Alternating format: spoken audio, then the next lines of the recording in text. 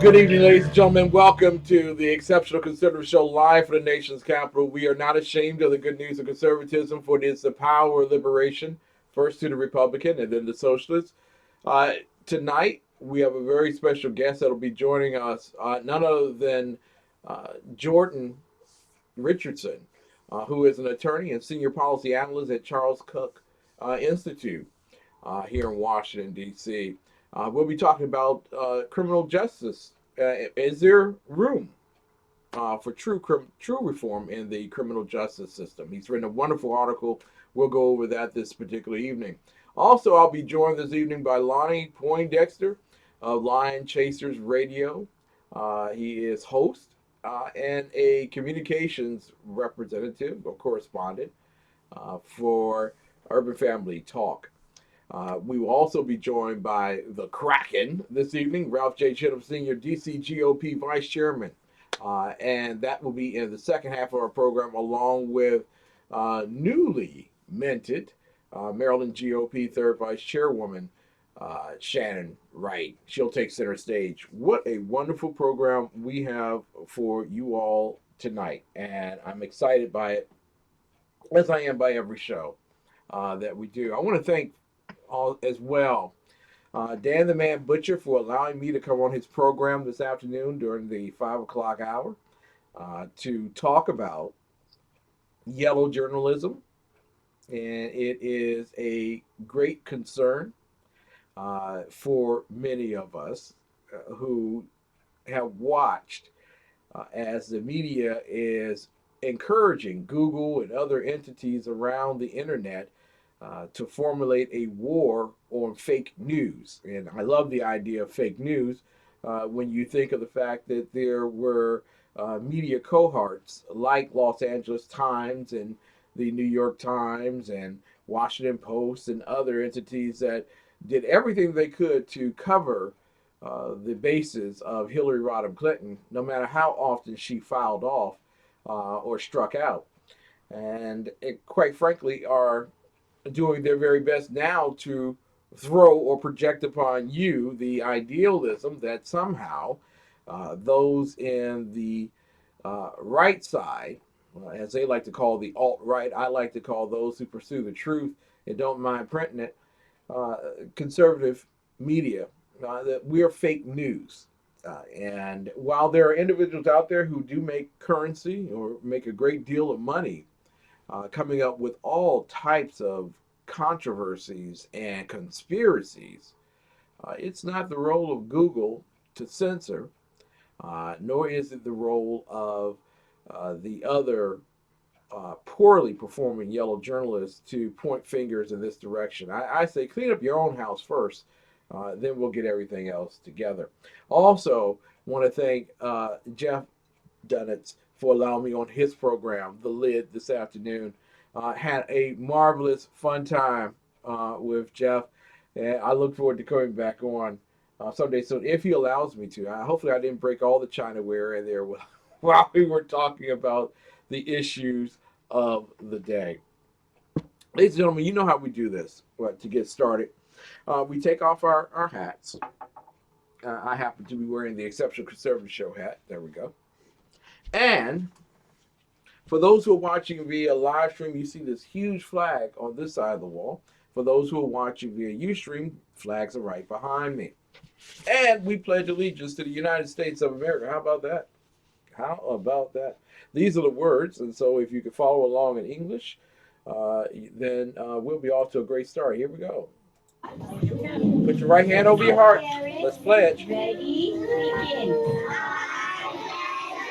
Allegiance to the flag of the United States of America and to the republic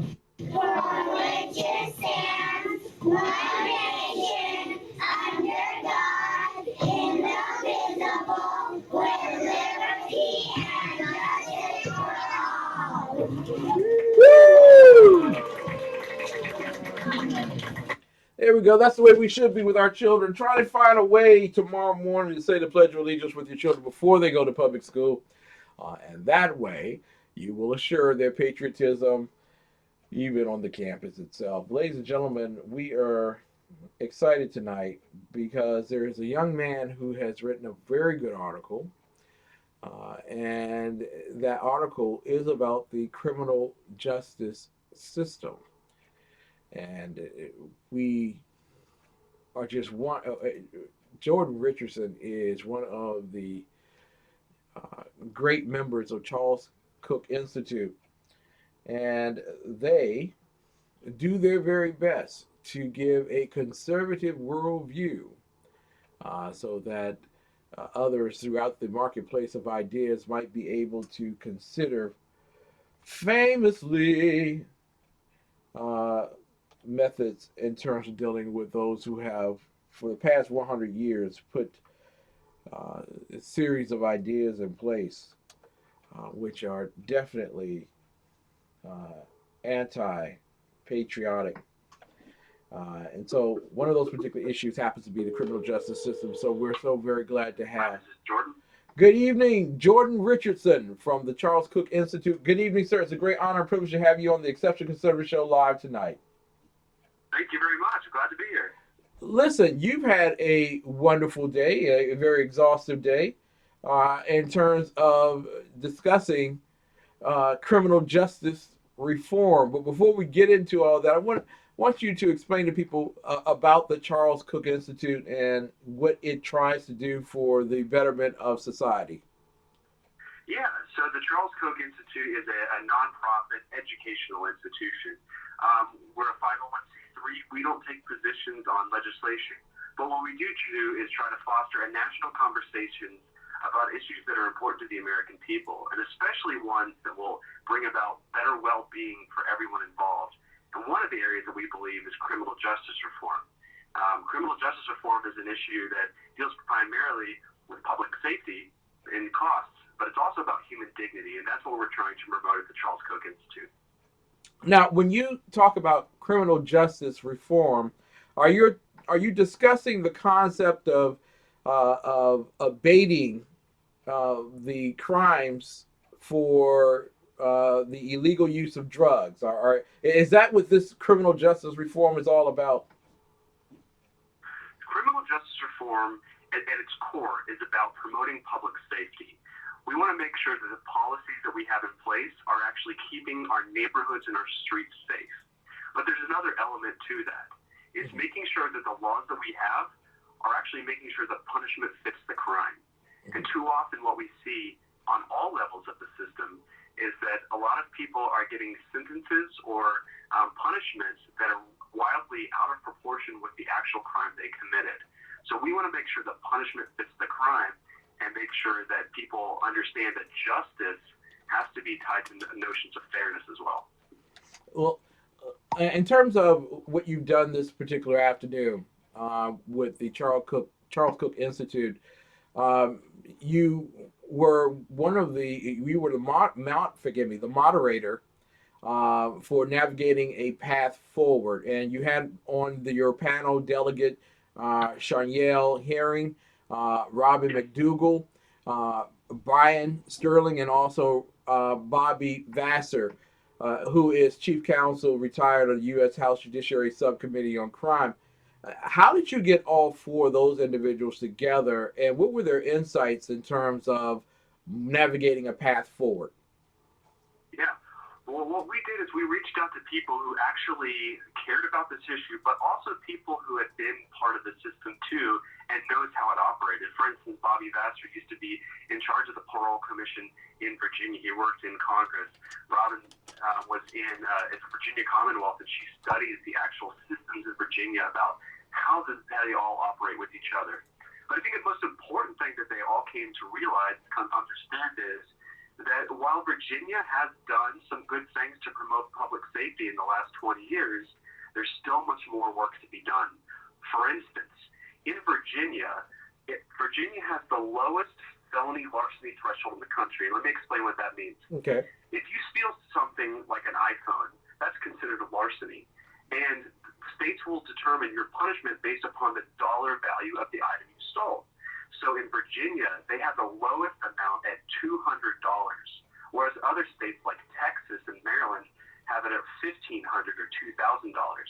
And the practical implication for what this means is, because of inflation, Virginia has not kept up with inflation for how they deal with crime. So if someone steals a phone these days, we all know that phones like the Samsungs and iPhones are getting more expensive. They can cost $400, $500. But if a teenager decides to steal a phone, they're now considered a felon, which is going to go on their record for the rest of their life. Instead of making it a misdemeanor crime, making them pay restitution or giving them items, stolen property back, the way Virginia treats this issue is by turning people into felons.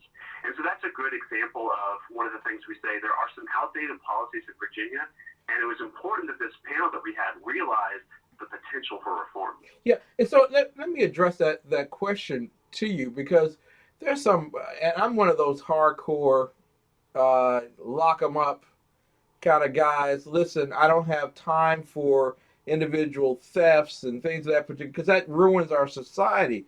How do you address individuals like me with the concept that stealing a cell phone doesn't require being locked up? Sure. Well, I think that's the distinction of the argument is we believe that if you commit a crime, you deserve to be punished. Absolutely. Yeah. But the question is, what level of punishment is appropriate? You know, and we believe that someone who commits murder should not be punished at the same level as someone who throws an egg at someone's house. Exactly. We believe in proportionality. But here's the important point. Nobody, I would argue, would say that Texas is a state that is very soft on crime. But Texas has realized that because of inflation, the value of things that we have in society keep going up. And so they set their threshold at around $1,500 before you have to steal something to become a felon. And so in Virginia, if you were to steal an iPhone or something like that, you would absolutely still get punished. You would absolutely get a misdemeanor offense, and you would be punished for your crime. But what we're concerned about is the level of that punishment and making sure it actually fits with the facts and circumstances of the individual case. Well, as an attorney, and we're talking with Jordan Richardson from the Charles Koch Institute, and we're so glad to have him on the air tonight as we talk about criminal reform in the justice system, or reform of the criminal justice system at least. There are those who are sitting back and they're saying to themselves at this point, well, gosh darn, that's great that we have police and as well a judicial system that considers the crime. But isn't it the role of the judge to merit out mercy? Isn't it his role to determine whether a person serves maybe a year in jail, or maybe no time at all, or maybe the most severe 13 years in prison? Well, at the Charles Koch Institute, we do believe that the judges should have discretion. But unfortunately, the way some of our laws are written, Congress and politicians are the ones who set some punishment for some crimes. So, for instance, in drug crimes, you can have someone who commits a crime, and a judge is not able to give him the sentence he thinks that person deserves. Congress doesn't. Let me give you an example of how that happens. Okay. There was a young man living in Utah. He was 25 years old. His name is Weldon Angelos. Weldon was a music producer, and he was trying to raise money to start his business. He didn't have a lot of money. He couldn't get a loan. And because of the neighborhood and the environment which he grew up in, he turned to selling weed. And Matt Weldon will tell you, he said, I absolutely committed a crime, and I absolutely deserve to be punished. So he goes to court. He gets punished, and his sentence, while most people would think, okay, this person's selling weed, he was carrying a gun, he never used it, not a violent crime, but he was sentenced to not 2 years, not 5 years, not 10, not 20, not 25, not 30, but 55 years in prison for selling marijuana. And the judge in his case said, I do not want to give you the sentence. In fact, the judge wrote a 100-page opinion saying this sentence is unjust, but Congress had tied his hands. And so that's the issue of mandatory minimums, where politicians write this punishment. punishment and not judges. We believe that discretion should be put back in the hands of judges who can examine the facts of an individual case and say, this is the right punishment that makes sense. We're talking tonight with Jason Richardson, who is an attorney and as well senior policy analyst with the Charles Koch Institute. And while today there was a discussion about the Virginia State Crime Commission and reforms in the criminal justice system in Virginia, the conversation merits consideration across the country.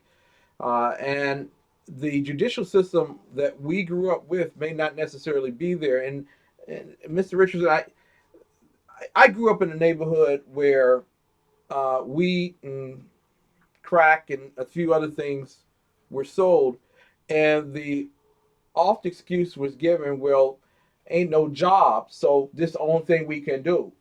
And unfortunately, uh, in sense of levity, there, unfortunately, there are certain things that happen in the communities, breakdowns of families. There was individuals who were killed, and other prostitution, things of that particular. So, it's difficult for individuals who have grown up in those particular areas to even consider uh, when they've been damaged so greatly, the idea of mercy that doesn't correspond with the law.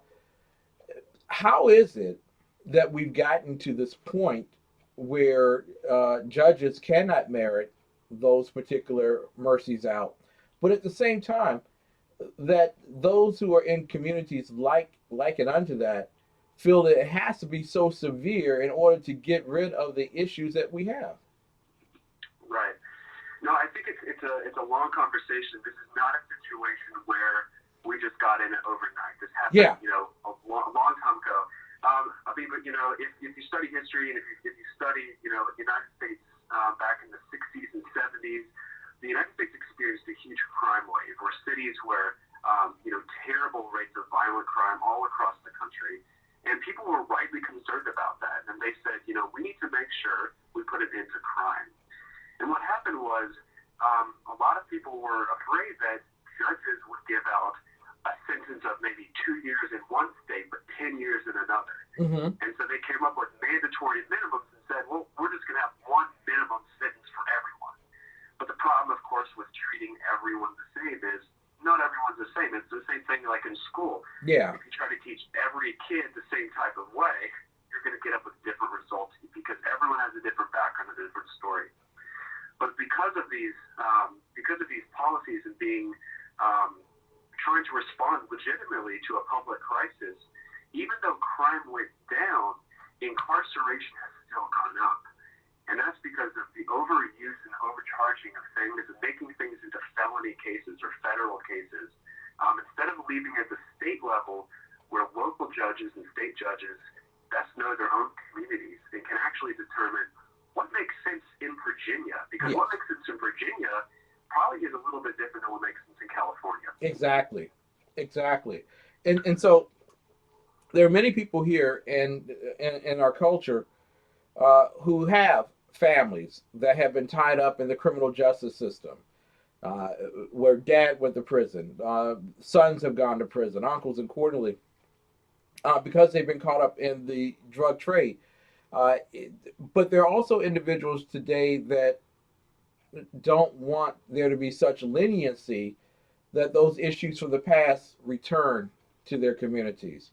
How might those individuals deal succinctly with this issue of mercy and as well dealing with the drug crimes of the inner city? I've always tied it back to if you want to make sure that people are not engaged in illegal activity, we should be making sure that there's plenty of options of legal activity for them to earn a living. Yeah. And in places where it's economically depressed, and that's what a lot of people turn to. I don't like it. I think it's very sad that people choose a life of drugs. But in some situations, I understand why they made that choice, even if it was the wrong choice. But what I'm concerned about is I want to make sure that we promote economic development to all communities. Yeah. But the problem is, even if you have someone, let's say they went to prison, they served time. Once they come back out of prison, they're labeled a felon. And with a criminal record, it's a very, very tough job to find a house, to find a job, to start a loan, to start your own business. And so what you see is a lot of people, once they come out of prison, even though we thought we're going to keep the public safe, put them in prison, they come back out and they have no option but to return to the life where they came.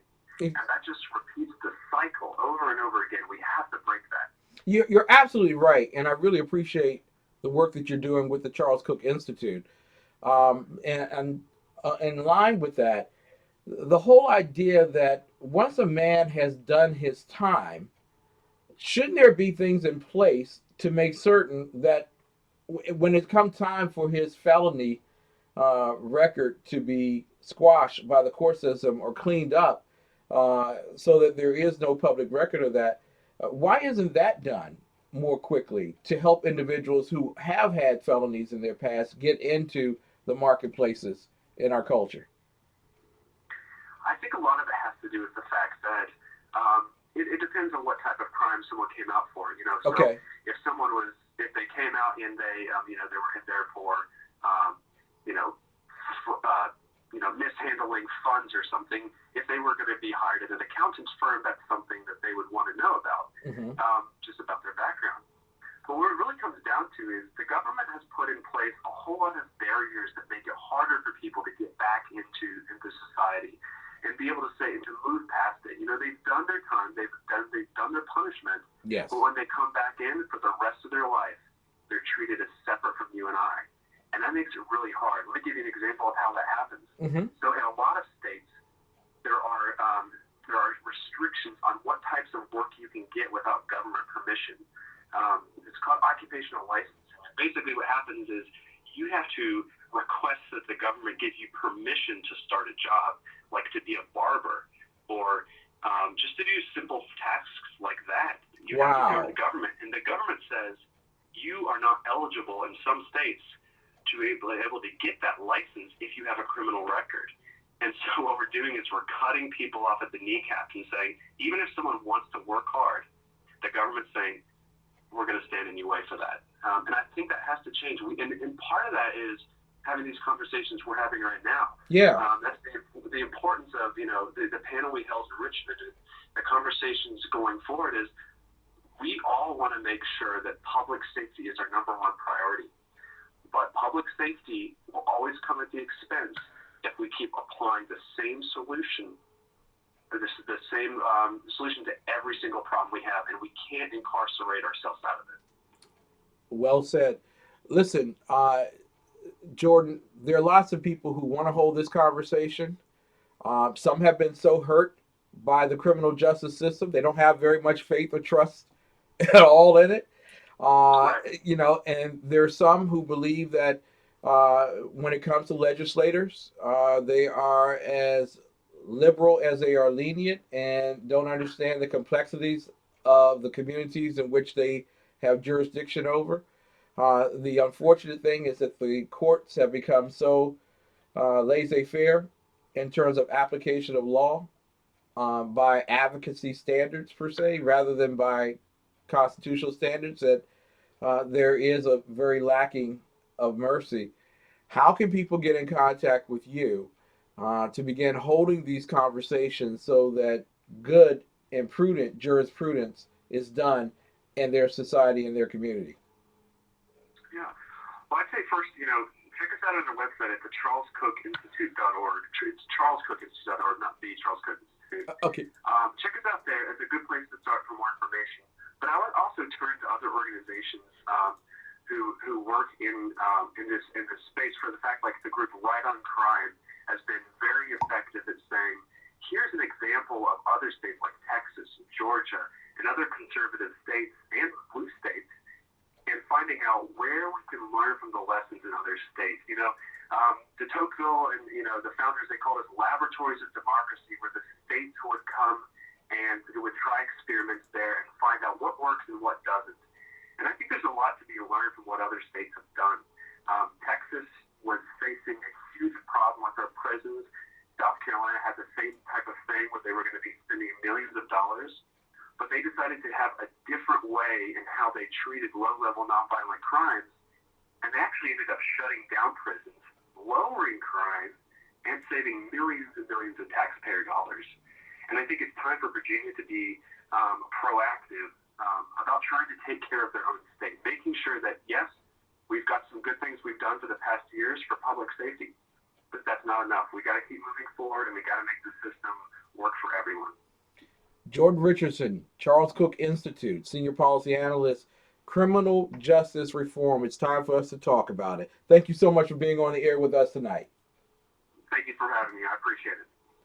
Ladies and gentlemen, the time is now for us to take back our court systems and to begin to apply not only justice, but also mercy as need be. We'll be right back with more of the best in urban conservative talk with, of course, Lonnie Poindexter, right after these messages. Want to know the best kept secret in flea and tick control? It's the money you'll save with 1-800-PET-MEDS. Save 30, 40, even 50% on veterinary recommended brands for your pet, and we'll deliver them free right to your door. And now you can get the safe and effective results of a top brand for even less with new Flea for X Plus. 4-way action to kill fleas, ticks, lice, and mosquitoes. Plus, it starts working in 5 minutes to 1 hour and is backed by our 100% happy guarantee. Call now or order online from 1-800-PET-MEDS. Have you? From the war front to the streets of our nation's capital, men of faith, Dr. Michael Jones, the underground professor, and Kenneth McClinton, the exceptional conservative, bring both constitutional gravitas and spiritual perspective on today's issues to the most influential Christian urban talk show. It's a new day on New Day. Black and red. The best late night conservative talk show in America, TECS Radio. And listen, there are no people better on the air to give you the best in conservative talk than Sackhead Sean and Sackhead Clint. And we're working on the immigration papers for a certain other guy who happens to work here too. For those who are tuning in around the world to the best late night conservative talk, TECS Radio. The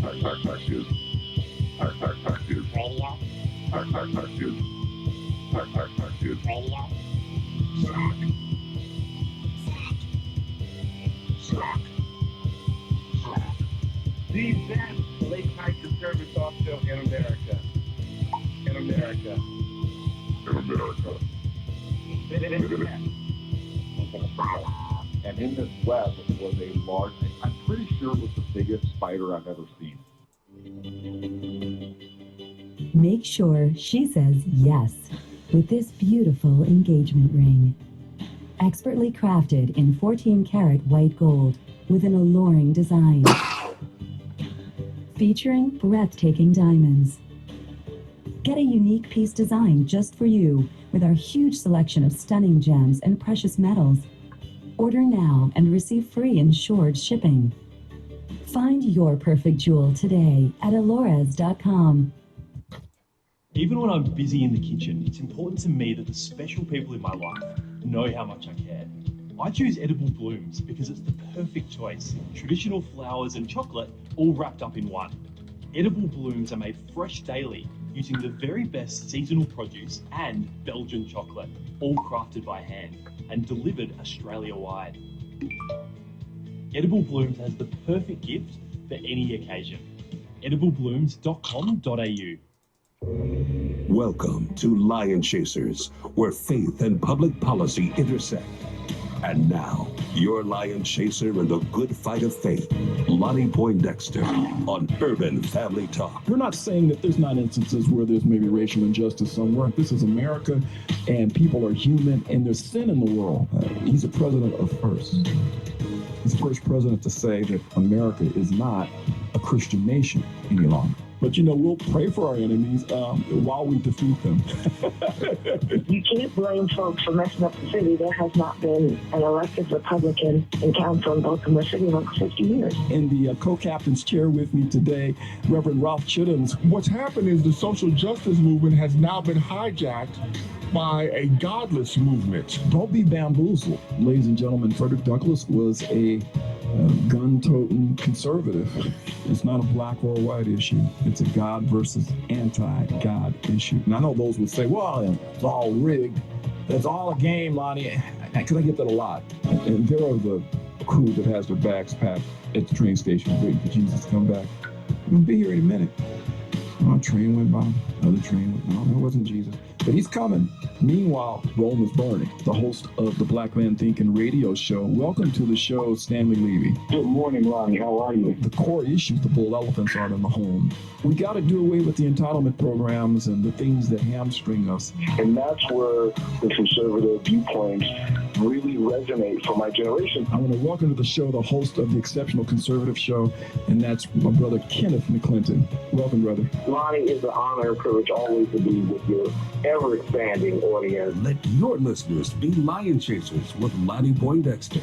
If Lion Chasers sounds right for your station or network, contact Will Addison by email, waddison@afa.net. Encourage your listeners to be lion chasers with Lonnie Poindexter and Urban Family Talk. We have none better than Lonnie Poindexter with us tonight, the host of Lion Chasers Radio, correspondent for Urban Family Talk right here in Washington, D.C. Good evening, sir. It's a great privilege and honor to have you on the air with us tonight. Hey, my fellow Lion Chaser, how are you doing today, brother? Doing great today. Listen, I don't know if you talked about this on your show earlier, but I'm quite certain you're probably talking about tomorrow if you didn't today. Were you shocked that Donald J. Trump was Time Man of the Year? Or person of, you can't say man, I'm sorry, Person of the Year? Yeah, to be politically correct, you gotta say Person of the Year. Because you don't want to offend any people out there that might not consider himself a man or woman or yeah. somewhere in between. It's somewhere in there, you know, you want to be in the ballpark somewhere, you know.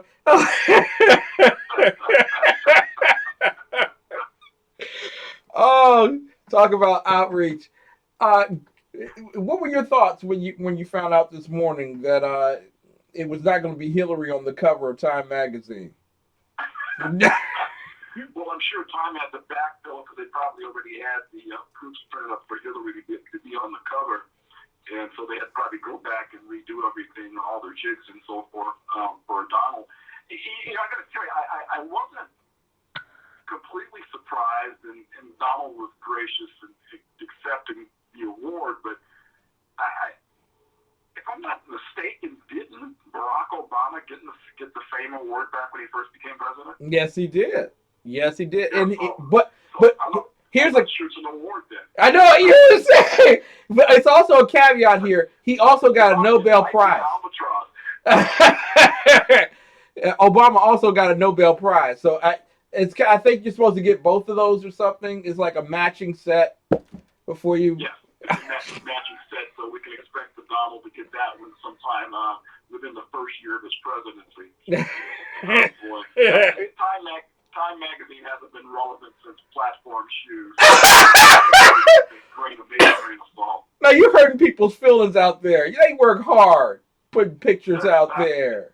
Yeah, they do. Have you seen a copy of the magazine lately? I think it's down to about 20 pages now. 20 pages?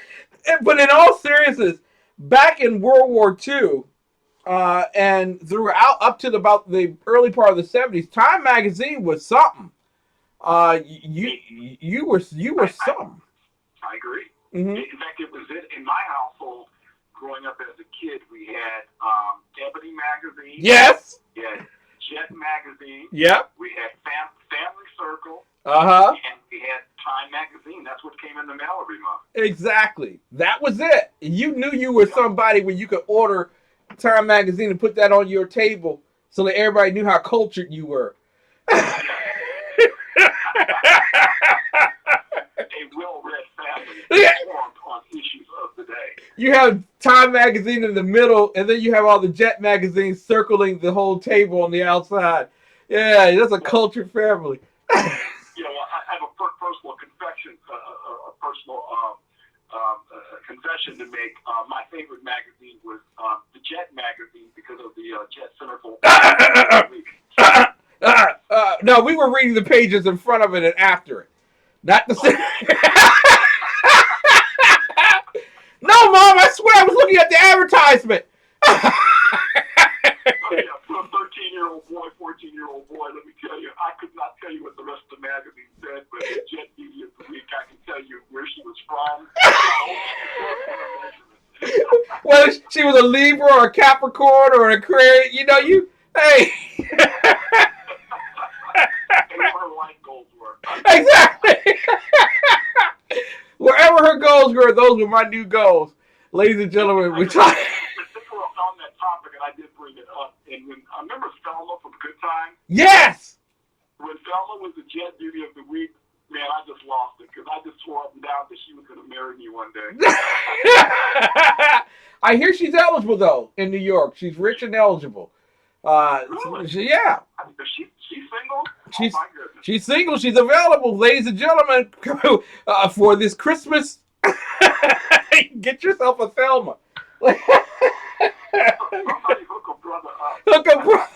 We are talking tonight with Lonnie Poindexter, who will be debuting a new show on the Exceptional Conservative Network in partnership with SHR Media.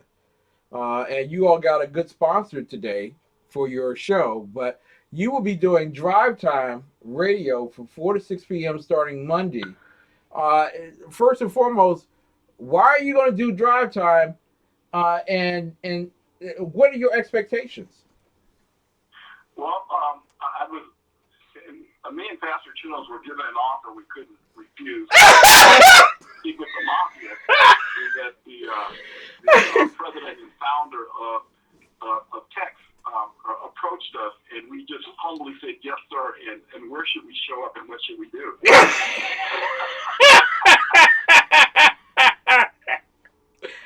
Oh, not true. They love it. No, Donovan Larkin's Shekinah Ranch LLC will be sponsoring you all's show over the next 30 days.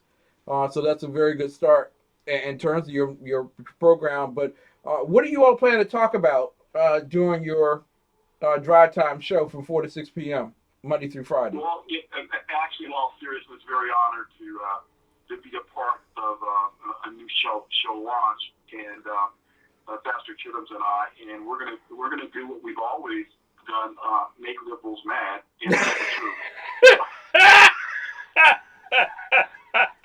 So we figured we would join you in the Washington D.C. area of stirring the pot, and so the pot will be stirred every evening during the drive time sequence that you can catch in your later show in the evening, so we can get that 1-2 punch. There you go. That's what I'm talking about. I want to congratulate you all, and I look forward to working with you all throughout the course of the year on making your show #1 in drive time.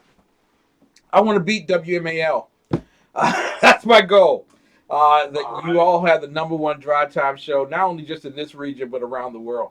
Now, I want to ask you the question that a lot of people are on the left are really concerned about, and that's this whole idea that earlier this week, Donald Trump met with Al Gore. And Al Gore is, the prima donna of the climate change, hoax. We know it as a hoax. They call it real science. And then 2 days later, today, he makes a major announcement. He has chosen Oklahoma Attorney General Pruitt to become the EPA, head, the director of the EPA. Now, everyone knows that Pruitt is the most anti-climate change person in the world.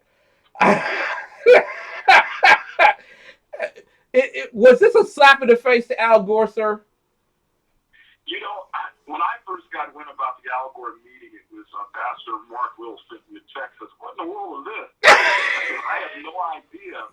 And then, a few days later, and you see the appointment of Pruitt. I'm thinking maybe the meeting with Al Gore was nothing more than can we find out about any real estate in Santa Barbara there? Got a house right there on the beach in Santa Barbara in Hope Ranch. I have a good friend that lives there. He says, I guess he's not too concerned about global warming and climate change. He just purchased a multi-million-dollar piece of property right down on the beach. In fact, so much so that he was fined. Al Gore was fined by the homeowners community there for using too much water to water the acres of lawns that he has at the property. So, as we know, individuals like that, he got awfully rich preaching. I call him Chicken Little. Yeah. The sky is falling throughout the world on climate change as he enriched himself.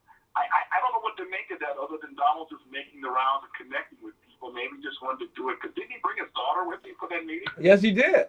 Yes, he did. Maybe. I just think it was like a just an obvious slap to the face of Al Gore. I mean, wow, to be invited to meet the president-elect, the person that you a few weeks ago said was unqualified to be president, and then just a few days later after you meet with him, they find the person who believes that the climate change stuff is a hoax and has led many states in lawsuit against the EPA. Is there any hope that the EPA will last beyond 4 years? Are they trying to shut this bad boy down? I certainly hope so. They're going to shut it down. I mean, it needs to go away for obvious reasons for anyone that's got a modicum of understanding of what it's done to our economy. Yeah. And again, going back to this friend of mine that lives in Santa Barbara who told me about Al becoming his neighbor. He's a business owner and very successful. And I remember back during Obama's first administration, and he told me, he says, Lonnie, I'm a successful business owner, and it's a rag to riches story with this gentleman. Became very wealthy because he applied good old-fashioned American principles and built a business from scratch and became successful. He says, I have calculated right down to the penny what Obamacare is going to cost my business and cost me personally. Now, that was 8 years ago. Mm-hmm. Do you know he hasn't hired one new employee in 8 years? Wow. Wow. And see, that's what no one talks about as it relates to ACA and what it's doing to our economy. If you have a successful businessman whose business is growing, now what he did is the people that he has, he's taking good care of, and he's working them to death. He says, but I'm not hiring anybody else. It doesn't make any sense. It makes no sense. Listen, I know that the great people who are listening to us on Red Nation Rising are going away. We thank you so much for tuning in tonight. God bless you all.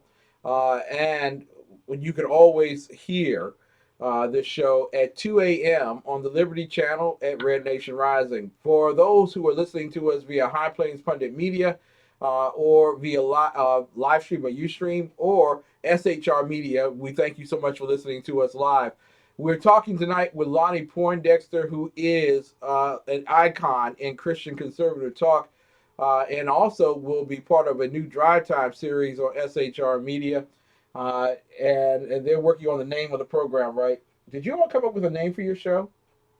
Yeah, we were tossing a name around today. I'm not at liberty to say yet because I need to make sure I get the nod from the Kraken.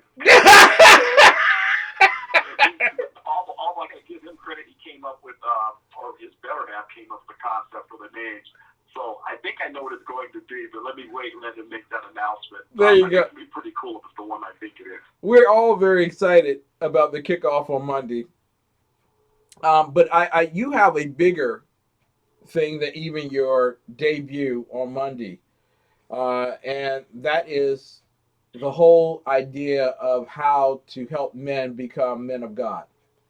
And I want you to talk about that tonight, what you've been doing and plan on doing in terms of a series of shows to help men become better in Christ's eyes? Well, sure, brother. There's, and this is something that I've been approached with prior and been kind of avoiding, and finally it became rather obvious, in my humble opinion, it was something that God wanted to do. But we're launching a series, or have launched a series called Man School Monday, where every Monday on the show, we talk about topics relevant to traditional masculinity. Since we all know, those of us who have a conservative worldview, or a biblical conservative worldview to be more specific, seeing that traditional masculinity is being circumvented and reinvented into something God never intended for it to be. And then we see the byproduct of this new agenda in terms of what it's doing to the community for those who happen to have the darker paying jobs.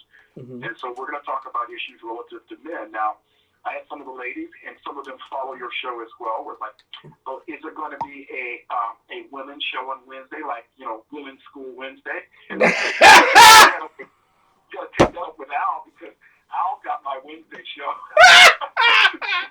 So we're making an announcement tonight. Al's doing Women's Wednesday.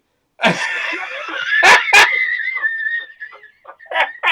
in any case, it's what I wanted the ladies to understand is, in talking about issues about revolving around traditional masculinity, the byproduct of that is women benefit from it, because the entire Bible, but there's not this women are written about in the Bible, but the Bible's from a fraternal point of view.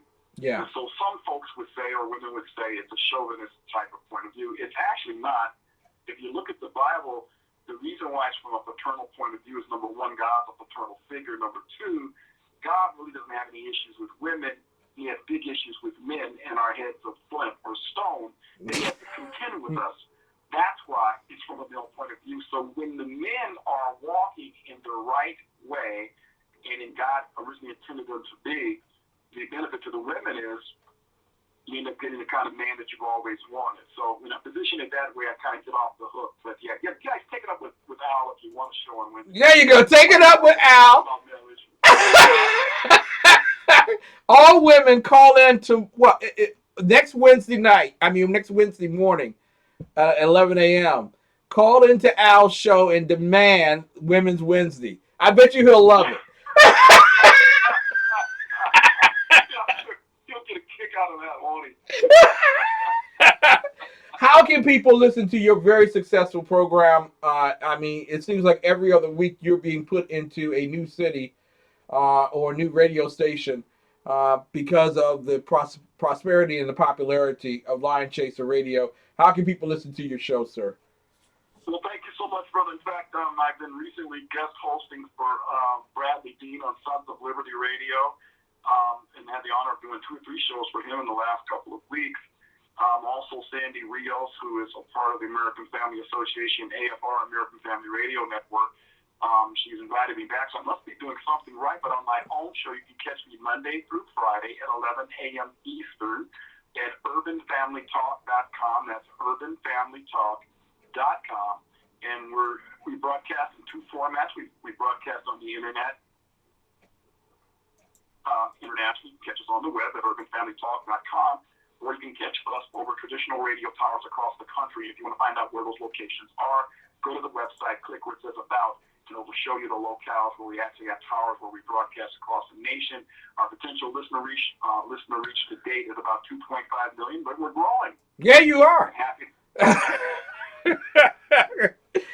And your Churban chat room is just amazing. The people that are in that chat room, if you don't know Jesus, you'll find them by the time you finish talking with those wonderful people in your chat room. It's almost full every single day.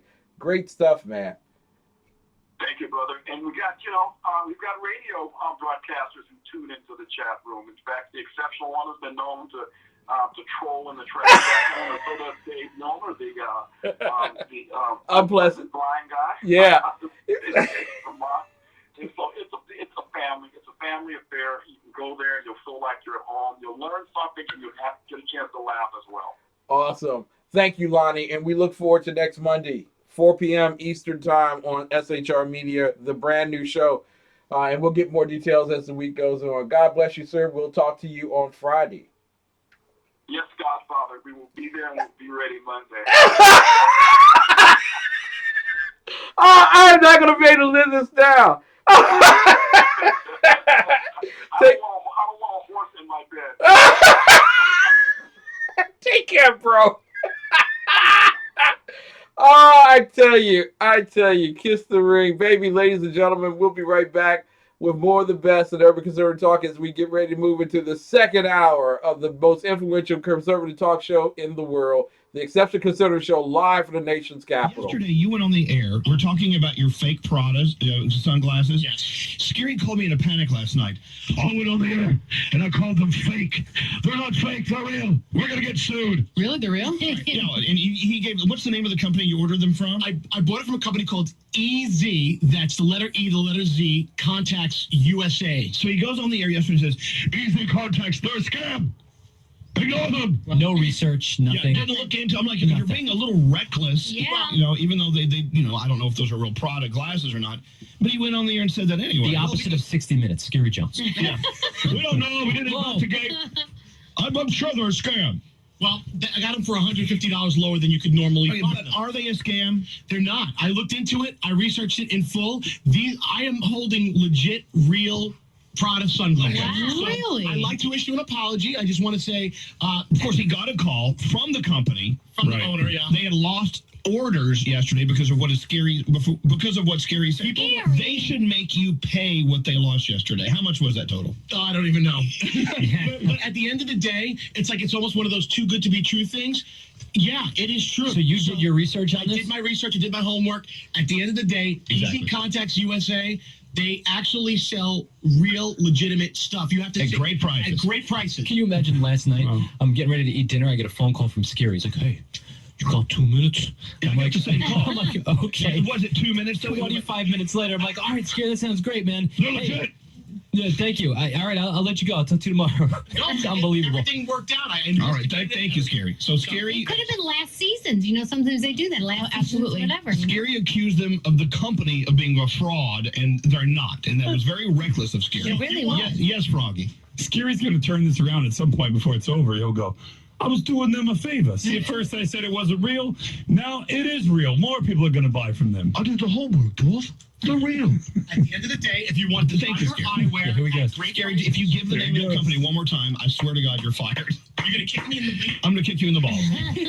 No, but, I'm glad the owner did hear you. They do listen. Yeah. And I'm glad they heard you and they corrected you because that's very reckless to go on there and say someone's a fraud. But I'm excited to find out that you can get really cheap sunglasses. Yeah, no, me really too. nice. What's that website again? I don't want you to kick me in the Okay, balls. Scary, one more time. It's the letter I mean, if you do it anymore, we're going to have to send them a bill.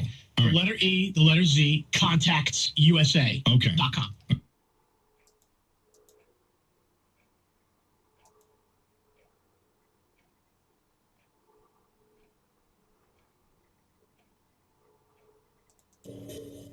The best late night conservative talk show in America, TECS Radio.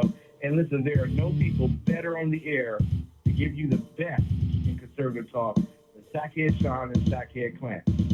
And we're working on the immigration papers for a certain other guy who happens to work here too. For those who are tuning in around the world to the best in late night conservative talk, TECS Radio. Dude.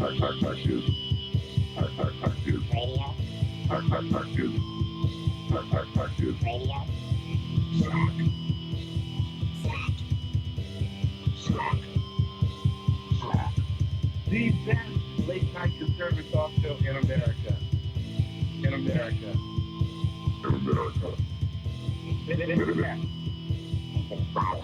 And in this web was a large, I'm pretty sure it was the biggest spider I've ever seen. Ladies and gentlemen, I welcome you back to the Exceptional Conservative Show live from the nation's capital. We are not ashamed of the good news of conservatism, for it is the power of liberation, first to the Republican and then the Socialist. In my handy-dandy chat room, I forgot, and what a error that would be. to announce that Mary Brockman is in our chat room. She is my bouncer in chief. If you diss her, you diss me, you will be dismissed from the program. We love you, Mary. And every day is Christmas when Mary Brockman's here. It's a Merry Christmas Day. We love you and we thank you. Also, Lonnie Poindexter's in the chat room tonight. William Green's in there. White Mamba's in there. The Kraken's in there. So we're going to be going to the Kraken in just a few moments. But I want to make y'all understand something.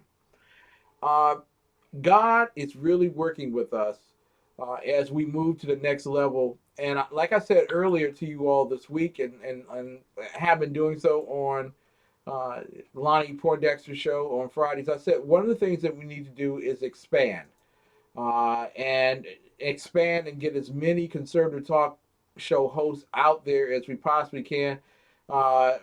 This is the season, the opportunity, but we also want to make certain that we have some of the best sponsors in all of the world.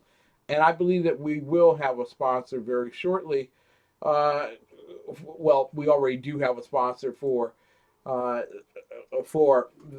drive time shows, but we need to get this message out to as many people as we possibly can. Protecting the innocents. Hundreds of thousands of children are molested each year.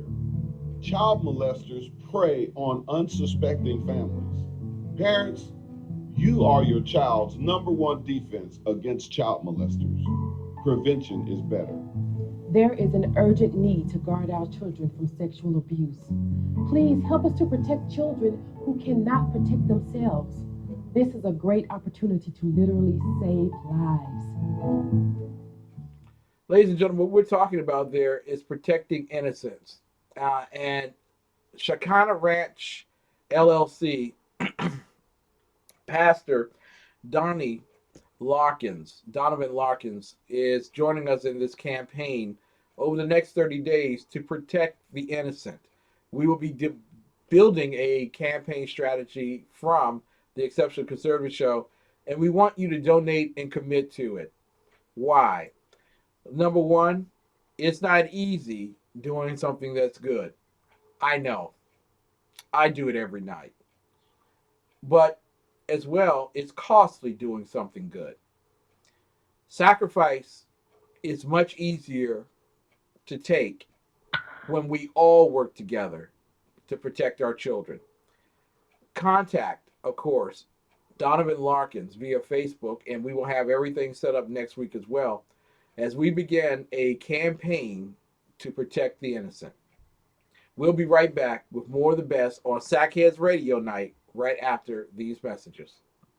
The best late night conservative talk show in America, Sackheads Radio. And listen, there are no people better on the air to give you the best in conservative talk than Sackhead Sean and Sackhead Clint. And we're working on the immigration papers for a certain other guy who happens to work here too. But for those who are tuning in around the world to the best late night conservative talk, Sackheads Radio. Heart, dude. Heart, dude. Radio. Heart, dude. Heart, dude. Radio. Sock. The best late night conservative talk show in America. In America.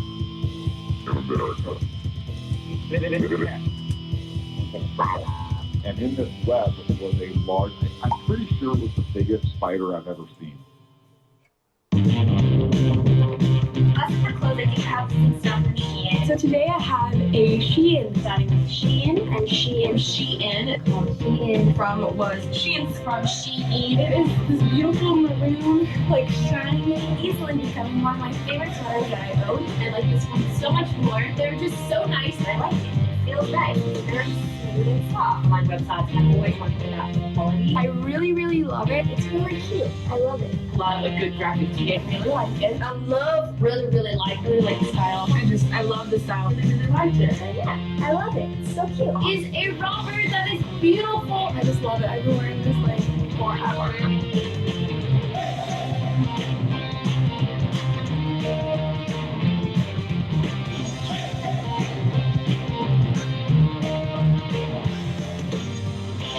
Ladies and gentlemen, make certain that you buy the lady that you love something from Shein, and you can do that right on the front page of the exceptionalconservativeshow.com. Do that tonight. Christmas is coming up. Don't miss it. You don't want to be in the doghouse. Ladies and gentlemen, this is the time of the year, actually the time of the week that we love most. It is Kraken time. It is time to release the Kraken. Get the kids away from the screen, from the wherever they are. Put in the bed. You gotta get ready for the Kraken. Ladies and gentlemen, DC GOP Vice-Chairman, none other than Ralph J. Chittams Sr. Good evening, sir. It's a great honor, privilege, and joy to have you on tonight. Good evening, Vito McClendon.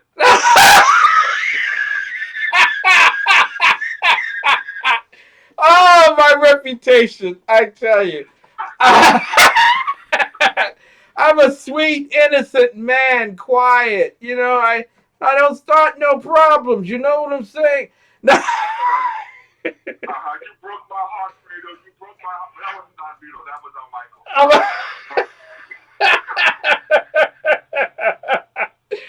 Well, good evening, sir. Apparently, you the Kraken and Lonnie Poindexter are coming together to do a show Monday through Friday from 4 to 6 p.m. drive time, not just in the D.C. area, but around the world. Tell us all about it, sir. Well, it's going to be what we do best. It's going to be a mix of, conservative thought, spirituality, topical news of the day, and you know my personality, Lonnie's personality, it's sort of similar to yours. And we're just going to have a good time imparting knowledge. There you go. It's going to be fun. And I'm just very pleased that you all accepted the invitation without duress or at least second thought. I didn't want to sleep with the fishes.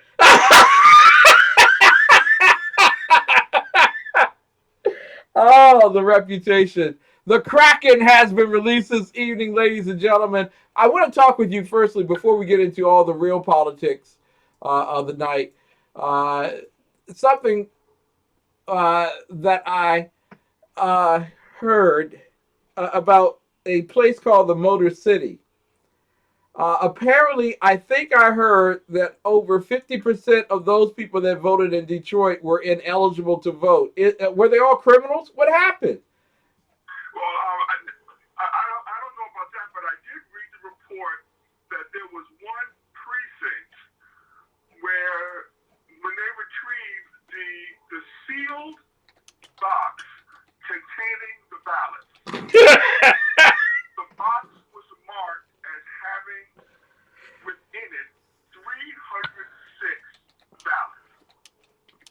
The check-in sheet that accompanied the box that was signed by the campaign workers indicated that there were 306 ballots contained within the sealed box. When the sealed box was opened, did I mention the box was sealed? When the sealed box was opened and the votes were counted, there were only 50 ballots in the box. Wow! Wow! Our 306 ballots were counted for Hillary Clinton. Wow! So what Jill Stein unwittingly is doing is she is proving the scripture verse that what they intend for evil, God intends for good, because God is ripping the scab right off of the illegal Democrat vote-stuffing machine that has been ripping off this country for the last God knows how many generations. Wow! Wow! Sealed, baby, sealed. That's what I'm talking about. And not just that particular incident. I mean, poll workers who were not trained put on site. You got individuals whose voter registration expired and they were counted. And she had years to put this together and she screwed it. Oh, no question. was Hillary Clinton's to lose. And that's exactly what she did. She lost it. Wow. Even with Governor Moonbeam giving driver's licenses to illegals, which permitted them to vote. Wow.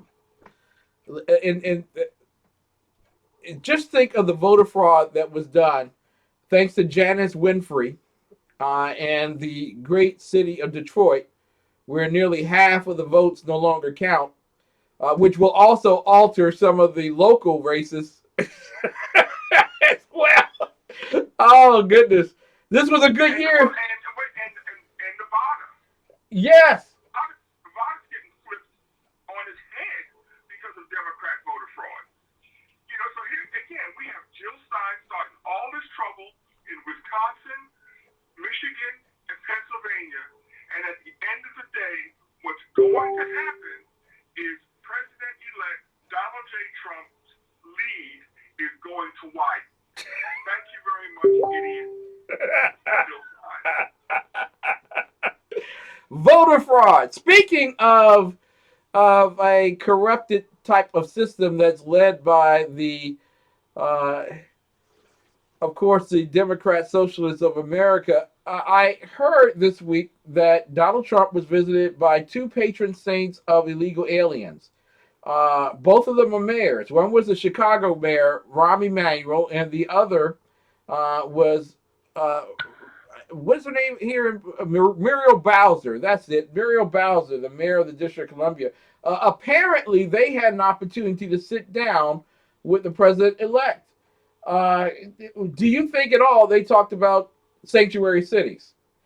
Oh, no. Well, we know for a fact what Muriel Bowser talked about because she came out of the meeting, walked up to a microphone, and said, my main concern is Metro and funding. Wait a minute. Muriel Bowser, Madam Mayor, with the school system the way it is, with public safety the way it is, with crime the way it is, with financial mismanagement the way it is, your main concern in your first conversation with the president-elect is a choo-choo train?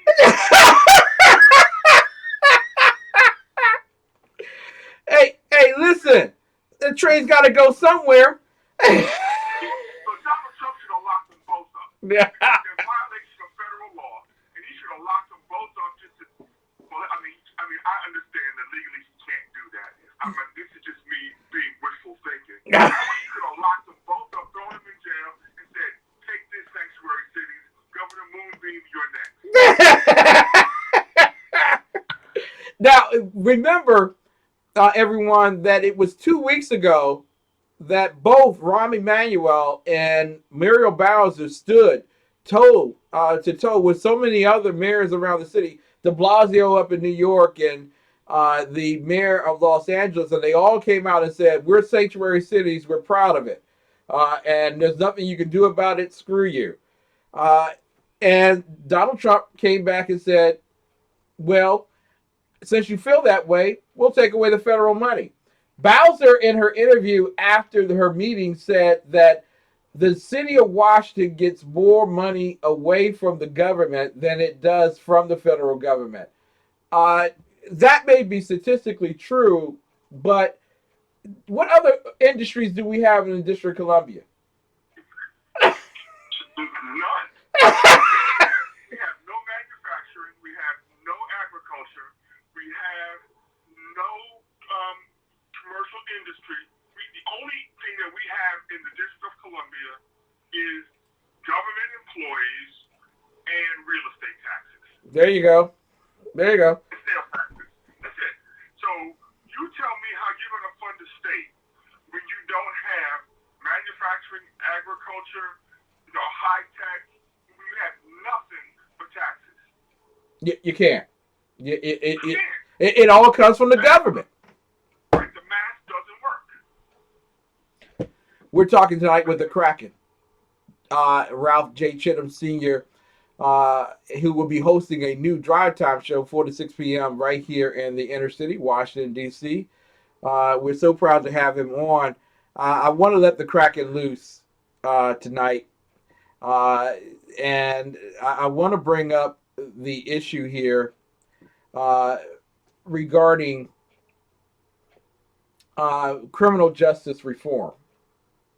Now, we had a conversation earlier with Jordan Richardson from Charles Koch Institute, and they're talking about reforms to the inner city in which we get rid of the high fines and crimes against felony theft, and as well to lower the standard of incarceration for those who are involved in the drug trade, marijuana, and so on.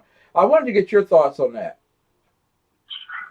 In the District of Columbia, they have a diversionary program for youth, where if you are a youth offender, first-time offender, non-violent offender, you basically get papered out of the system, and you're back out on the street before your shoes even can be untied. This program has been so successful that the recidivism rate is through the roof, and the kids that they let loose wind up being repeat offenders who then wind up going through the system multiple times and being released multiple times when it's only supposed to be a one-time shot to help you get back on track so you don't turn to a life of crime. Exactly.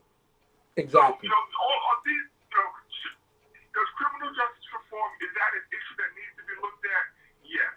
Are there instances where the punishment doesn't fit the crime? Yes. But this one size fits all. Don't prosecute everybody. Everybody's a victim. Nobody's at fault. That's nonsense. Yeah. There are some people who need to be locked up.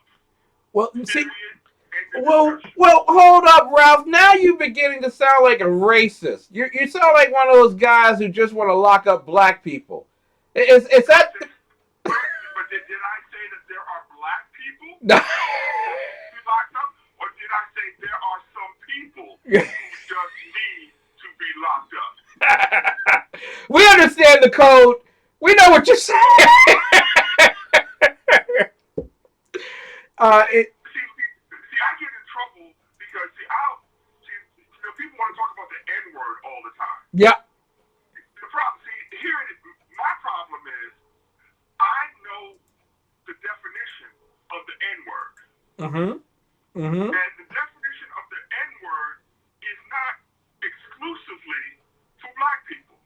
Exactly. I know some white ones. I know some Asian ones. I know some black ones. So if I call somebody that name, it has nothing to do with that person's race, but everything to do with that idiot's behavior. Thank you. Well said. We're talking with the Kraken this evening.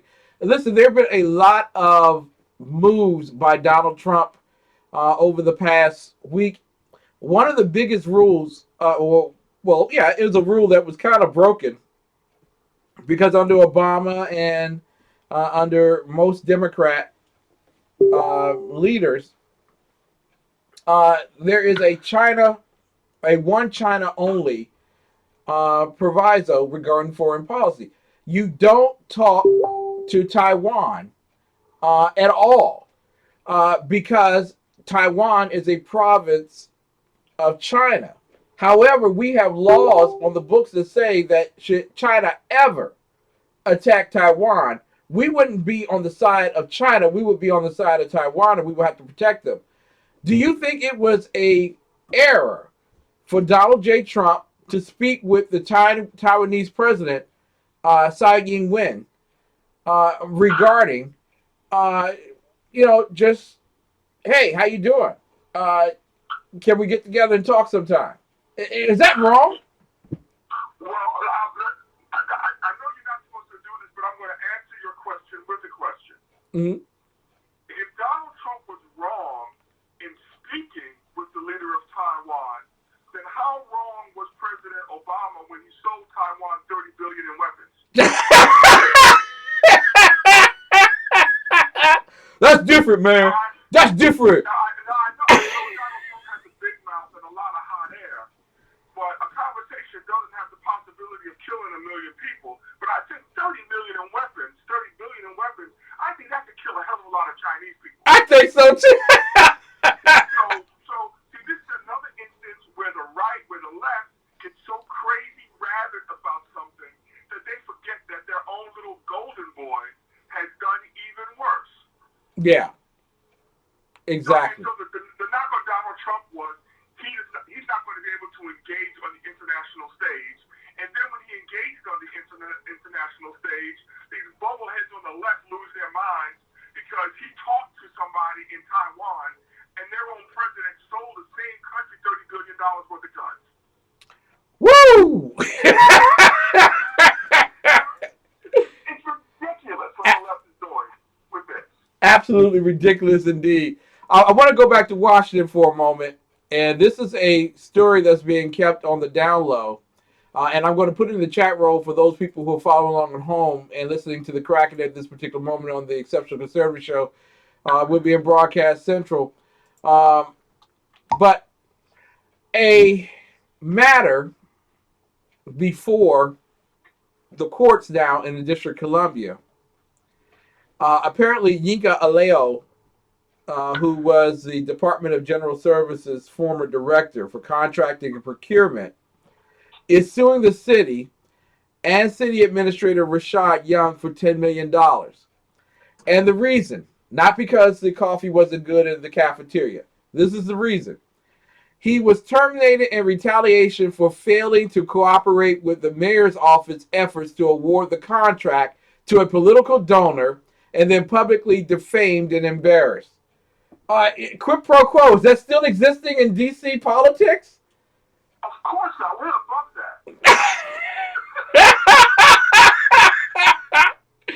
Oh my God! $10 million! Woo! Look, that's the way business is done. In any major city that's been run by any single party for any extended period of time, this is the type of cronyism and corruption that goes on. And I'll say this again for anybody who's listening who has never heard me make this statement. If the District of Columbia had been run by Republicans exclusively since the first day of home rule, this city would be just as corrupt as it is now after having been run by Democrats. Wow. One party rule corrupts a city. It doesn't matter what party it is. Now, but let me just ask you, sir. If you were mayor, not that you're running or anything, or that you ever thought about it, while other people might think about it, but not you. If you were mayor and you wanted Fort Myers Construction to do the work to build Buzzard Point, the basketball stadium at St. Elizabeth Hospital, a new soccer stadium as well. If you wanted them, don't you feel that you have the privilege to choose people to do the work based on the fact that you want them to? That's your role. You're the mayor. You don't have to answer to anybody, right?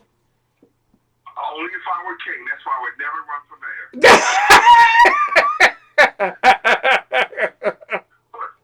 but that's the problem with the corruption of the system. You know, you have all of these developers, these multi-million-dollar companies. They come into D.C. They spread money around to the local politicians. They contribute to their campaign. They contribute to the inaugural committee for the mayor. They contribute to everybody's pet projects.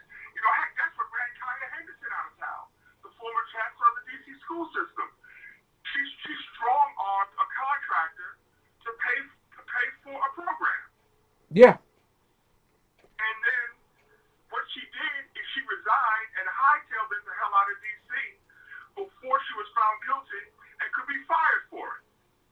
See, this is the type of cronyism and corruption that you get whenever you have a single party running anything for an extended period of time. Did you find it, just as a point here, asterisk here, did you find it somewhat Hippocratic that Muriel Bowser met with Donald Trump, although she was angst against him, said unspeakable things about him in his campaign, that she had received $5,000 in her campaign coffers from Donald J. Trump and monies from Ivanka and Eric for her campaign. Do you think that that's something wrong with this particular picture here? No, it just proves the fact that Donald Trump is not a bigot. Donald Trump is not a racist. And he only became one when he decided he was going to run against Hillary Clinton. Before he ran against Hillary Clinton, all these new Negroes were all lining up to take Donald's money. Yep. Reverend Rat, he was taking the money. The Shakedown King Jackson was taking the money. Muriel Bowser, all these Democrats were taking money from from Donald Trump. And they were fine with him. He was a good, upstanding citizen. He's our kind of white people. But the minute he decides he's going to run for president as a Republican against their golden child, Hillary, then all of a sudden he becomes a bigot. Wow. We're talking tonight with the Kraken, Ralph J. Chittams Sr. We're about to lose him. He's a D.C. GOP vice chairman. But I want to close out in conversation regarding the picks of Donald J. Trump. First and foremost, do you think he was grandstanding when he met with the chairman of SoftShare earlier this week, in which the Japanese leader promised $50 billion of investment for America, as well as 50,000 new full-time jobs? And then secondly, which pick of all the ones he made this week is the one that you're most excited about? First, meeting with that CEO and meeting with, honestly, all the people that he met with, including the founder of the internet, meeting with all those people is simply presidential. That's what he's supposed to do. He even reached out and called Reverend Rat charlatan. I'm sorry, Al Sharpton. So he is doing what he's supposed to do, and he's being presidential. He's not just talking to Republicans. He's just not talking to evangelicals. He's talking to Democrats. He's talking to progressives. He's talking to people who have lost their damn minds. He's talking to everybody. Exactly. Now, the one pick that I absolutely love is, and for a number of reasons, I love his pick of Mad Dog. Yeah. and this is why I like General Mattis.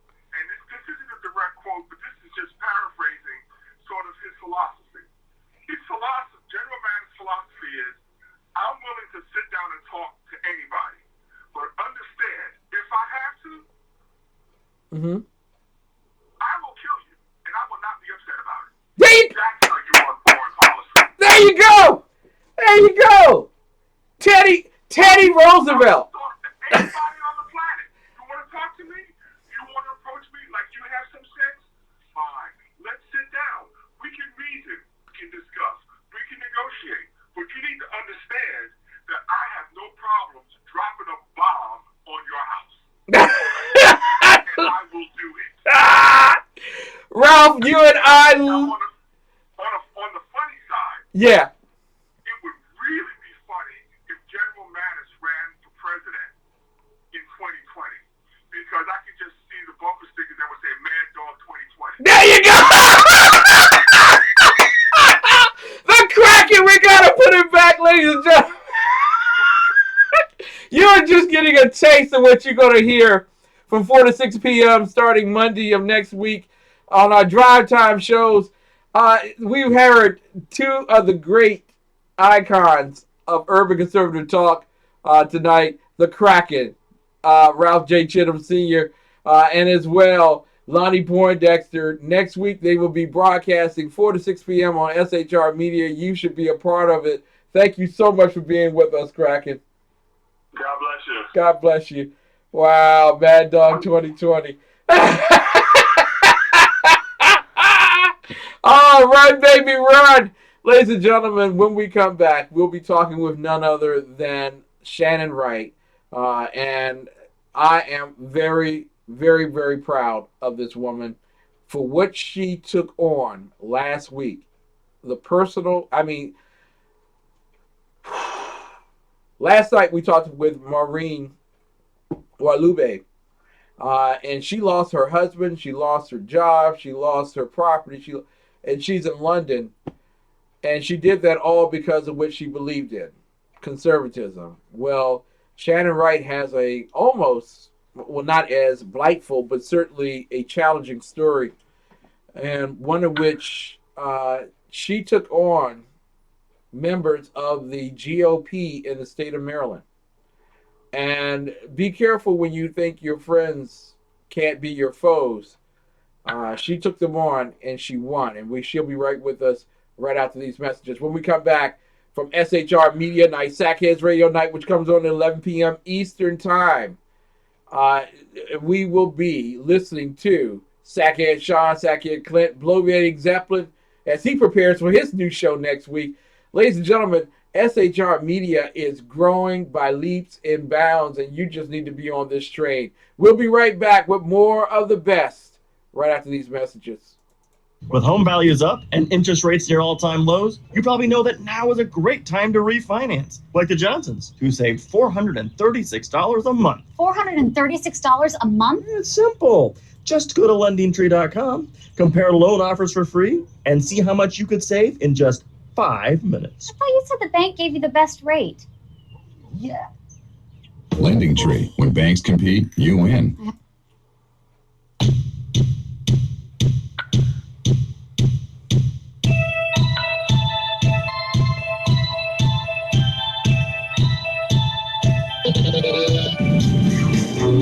Hey, it's Jersey Joe from the Reverb Common Sense. You can catch me every Wednesday night, 8 p.m. Eastern Standard Time on shrmedia.com. It's every Wednesday night, 8 p.m. Eastern Standard Time, shrmedia.com.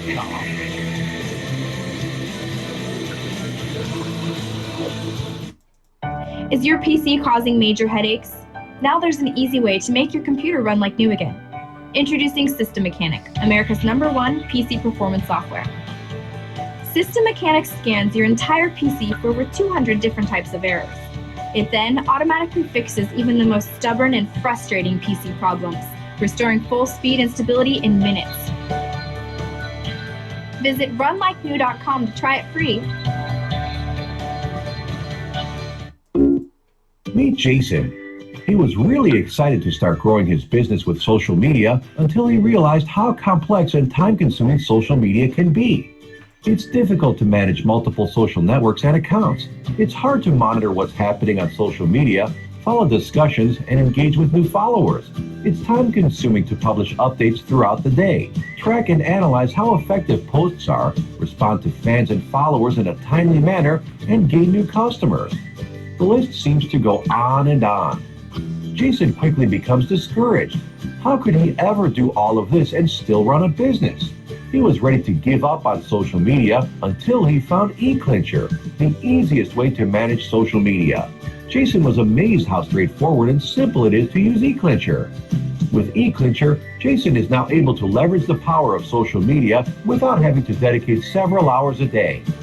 He can easily organize all his social media accounts in one place, efficiently plan and schedule his posts ahead of time, engage with his followers, understand the effectiveness of his efforts with powerful analytics, find new customers, and much more. In order to tell your business's story, simplify the process of managing your social media, and analyze results, sign up with eClincher today. Now, Brownells, we know you may have only one shot to harvest that trophy, so we have thousands of accessories and replacement parts to improve your chances. We know how much you love to shoot, so our gunsmiths articles and videos will help you do more and get more out of your guns. And we also value your hard work and money. That's why only Brownells backs up everything we sell with a 100% unconditional lifetime guarantee. Brownells, the world's largest supplier of firearm accessories and gunsmithing tools.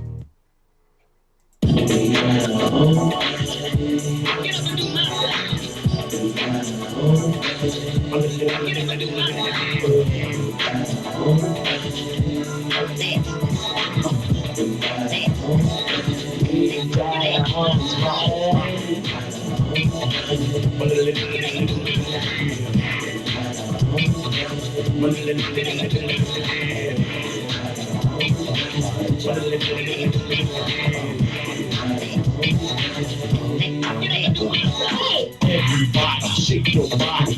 We don't feel, we chill at a bottom. We prove that's sensual, three-dimensional, unquestionable, love it, professional. Got a category, my own, and I'm the president. Don't be alarmed, I'm sewing up the resident. With my particular style particular, extracurricular, smoother and trickier. Throwing out lyrics like a throw blackjack. You're a chicken McNugget, and I'm a big Mac. Brain smoke solo, having Coca-Cola. Doing very well, cause I took the right way to this path. Make the undertaker, wreck the breaker. Put up on the floor, do the heavy shake.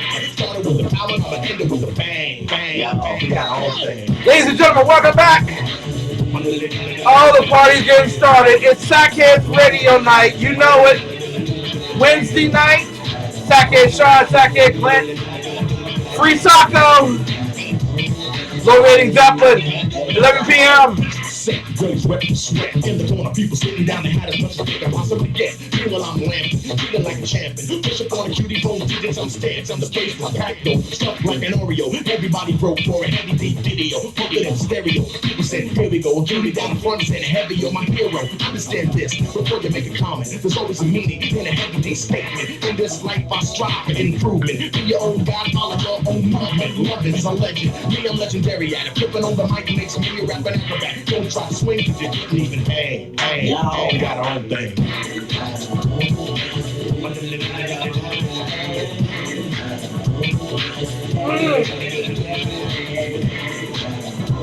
Yeah! We got our own thing, baby. Ladies and gentlemen, I want to introduce to you the young woman who had a dream. And she took on all comers, and that dream has come to pass. None other than the beautiful and vivacious Shannon Wright. Good evening, Ms. Wright. It's an honor and privilege to have you on the program. Good evening, good evening, good evening.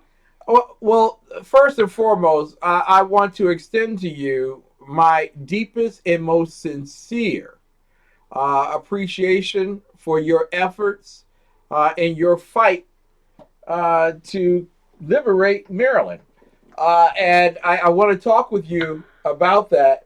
But do you want to make your announcement now, and then I can talk with you about what happened? Sure.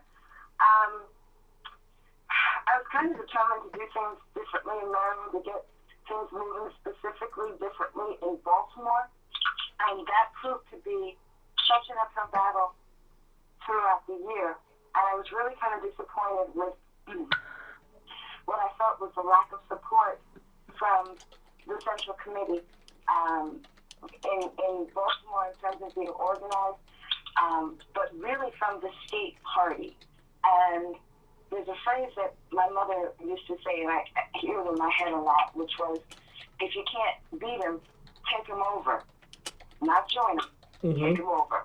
So this past weekend was the Maryland State Republican Convention, and the current third vice chair had asked me to consider running for his seat because he was not going to run for the election. And at that point, I was still involved in the race for Baltimore City Council president, and I said, you're asking me to put together another campaign right now in the middle of one that ends a month after the one I'm currently in. And I said, that also means you want me to be in divorce court. That's not going to go over well. holidays are coming, my kids won't understand, and it's a bunch of different issues with that. So I talked to Mike about it. I talked to my husband, and Thanksgiving night we had a few friends over, some of whom are on the Central Committee in Baltimore, and I kind of jokingly told them about this conversation, and they said, well, are you in a position where emotionally you can stand to run a campaign and know that you could lose within 30 days of election day, having lost 2 campaigns? And I said, well, nothing like moral support.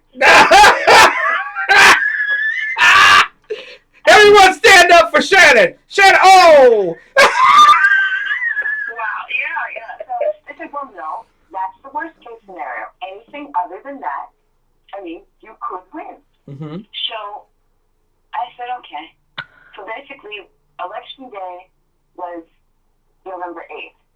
I took a week to 10 days to really think about it, and then right after Thanksgiving, decided I was going to do it. For those of you that remember, Thanksgiving was the 24th. It also happened to have been my 18th anniversary with my husband. Woo! And the day after that, we said, okay, we're going to do this, knowing that was at that point November 25th, and the convention was December 3rd, which really gave me a week and a couple of days to form, launch, run an entire campaign. But with the help of some of your listeners, and by the grace of God, we went to the convention, and I really didn't know what to expect, and I knew it was going to be an uphill battle. But long story, a little bit shorter, some folks, my opponent and some other folks, threw everything, including the kitchen sink, at me. Yeah. I prayed on it, and when I prayed on it, and my mama didn't raise no fools. Mm-hmm. So I understood what I was up against, and we had a couple of really key things that God just kind of put in place for us. The woman that gave my nominating speech at the convention had just been nominated at the spring convention, Volunteer Republican Woman of the Year. Wow. And she gave my nominating speech. And then my opponent that I was running against, I'm from Baltimore City, she's from Baltimore County.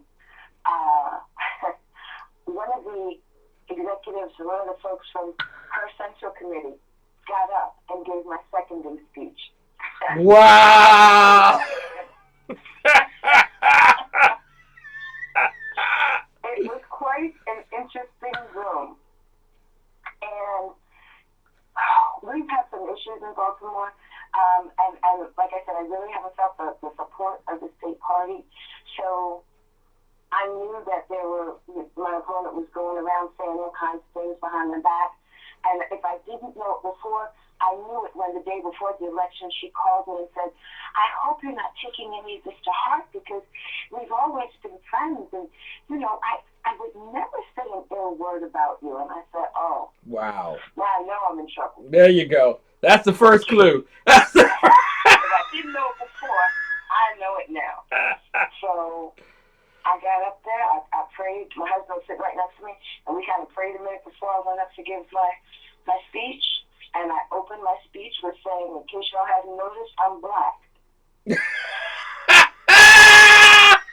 And people got quiet.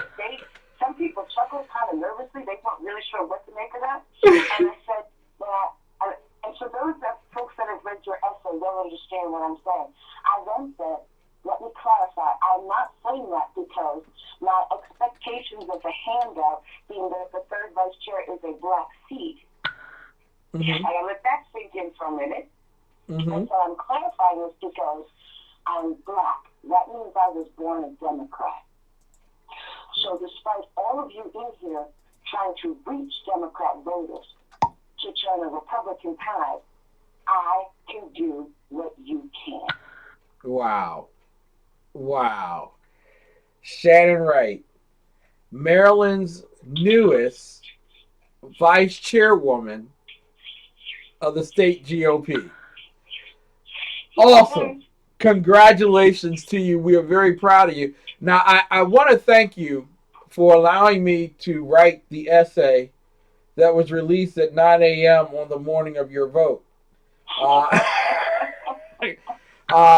I made a personal phone call to Shannon after I found out that there was her opponent had created. I believe it was your opponent or someone of the ilk for the Maryland, the Maryland GOP, had created a parody Facebook page of her, accusing her of all fraudulent ilk and ungodly things.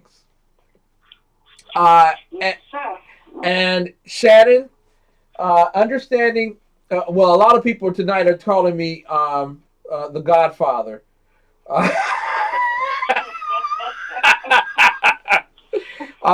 And I know you don't feel that way about me, Shannon, because you're like my little sister. You would never do such things. I would never put a horse in someone's bed. Never. The horse's head. But I gave Shannon a phone call the day before, and I was irate. And Shannon said it's okay. And I told her I'm going to write an essay, and it's going to be out by 9 a.m. And we had it out by 9 a.m. And the essay is in the chat room. But in that essay, I expunged the evil deeds of those who had worked against you. And I just think the governor, Larry Hogan, and the lieutenant governor, Rutherford, owe you the biggest apology for what took place and the accusations that were made against you, including giving $21 to a Democrat who was running for office. It's like, I can't believe it. As much as they lied on, cheated on you, and everything else, you had the audacity to stand before them and say, I'm going to be the next vice chairman. You need to vote for me. How did it feel when you finished your speech? It got even better. Oh, my goodness. Speech. I said to them, there are some folks in this party who clearly are very creative. And I think we're missing their calling by not working in counter-espionage. I said the lies, the misrepresentation, the misdeeds that were put out there against me, I understand. I understand fear, and I will not go there. I understand that I am stronger than that and will not sink to your level. And in closing, in the words of Dr. Maya Angelou, still I rise. Woo! And I let them all think about that for a minute. And then I laughed. There you go. That was a drop the mic moment. There you go. Yes, wow. Yes, it was. It doesn't matter what you do today. You can vote me in or vote me out. It don't matter. Still I rise. Absolutely.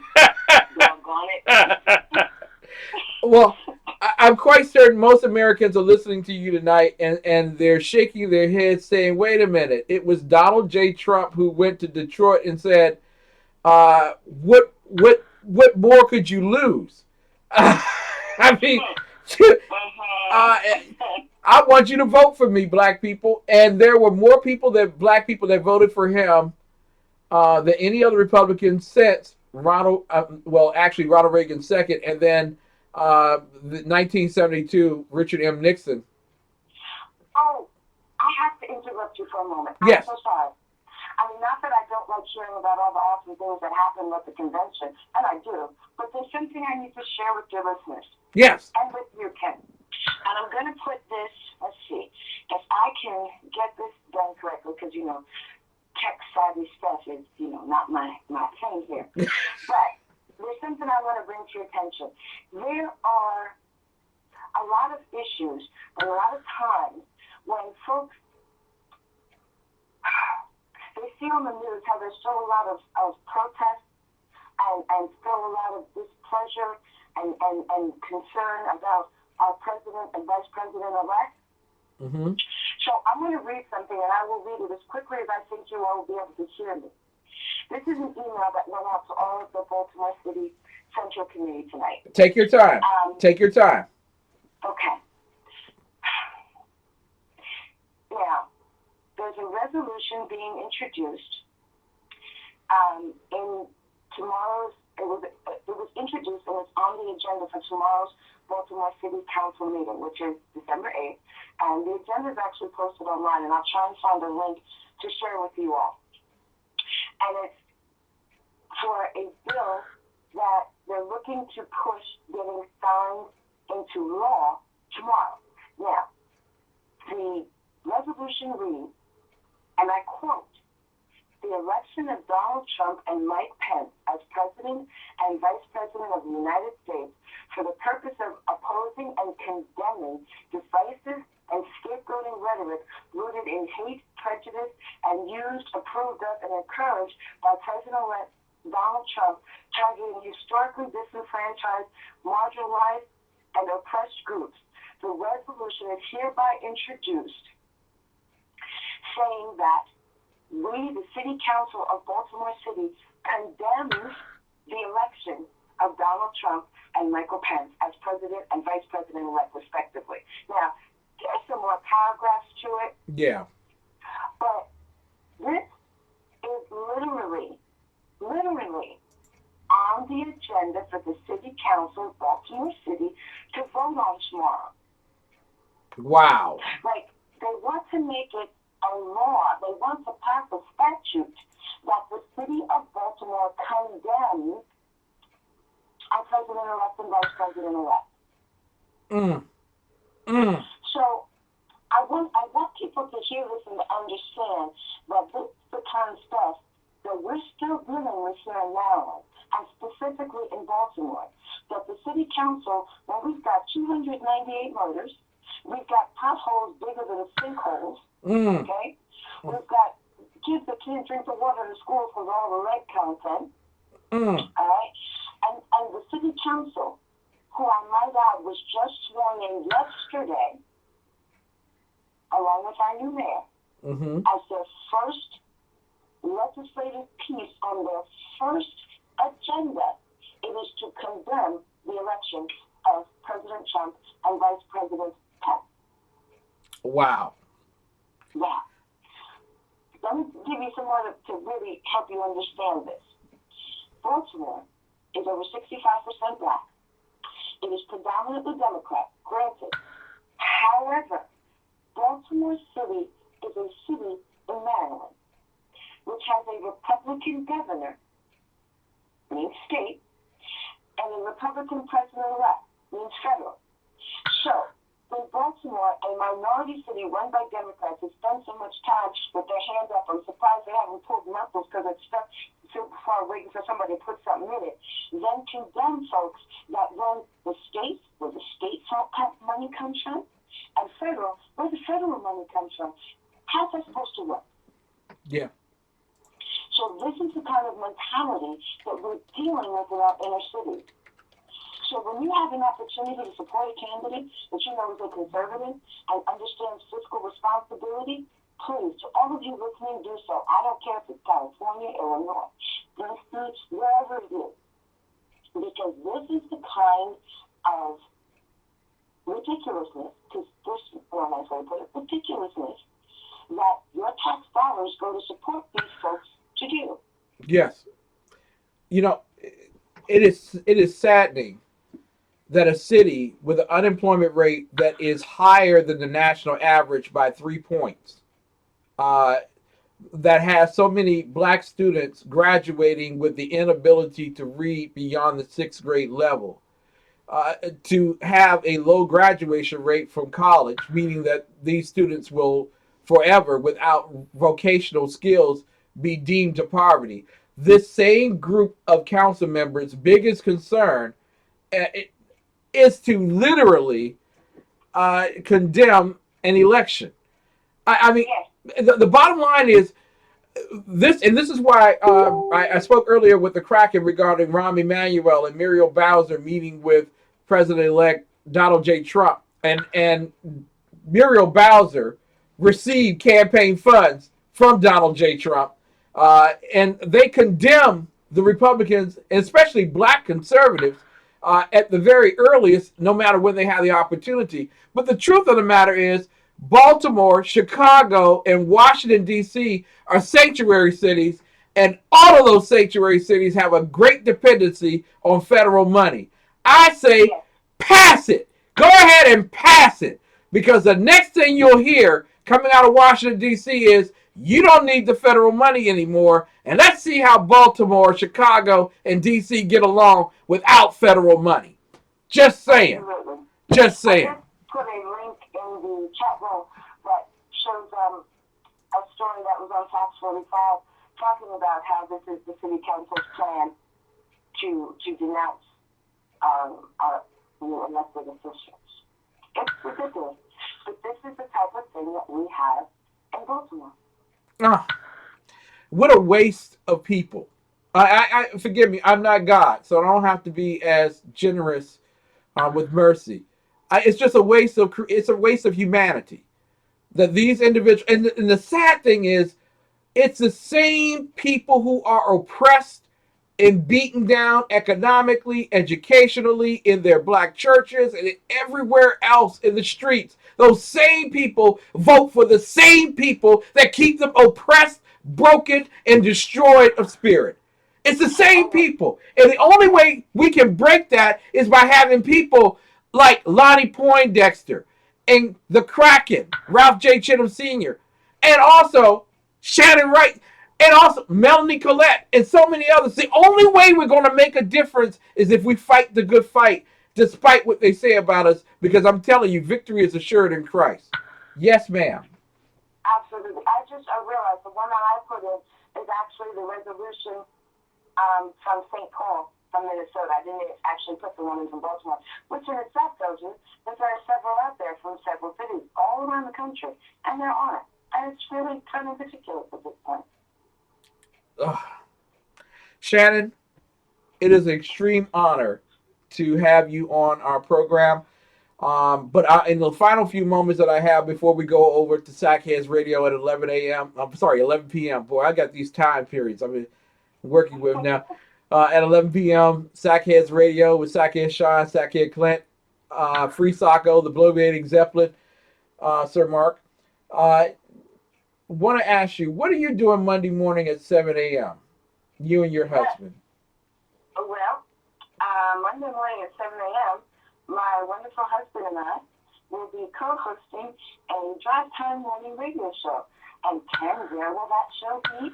That will be on SHR Media. And don't call me Vito or Greedo or the Godfather. You are awesome. I am just so blessed to have these people in my life. But right now, I am telling you something. And you're not seeing this anywhere else or anybody else's radio network. SHR, working in partnership with the Exceptional Conservative Network, we're putting the best and the brightest conservative speakers in urban America on the air, because it's these people here, you people.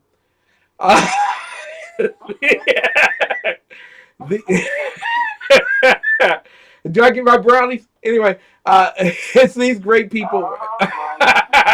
It's these great people right here that are going to do things that your pastor can't do. And all those pastors, I'm going to challenge you all right now.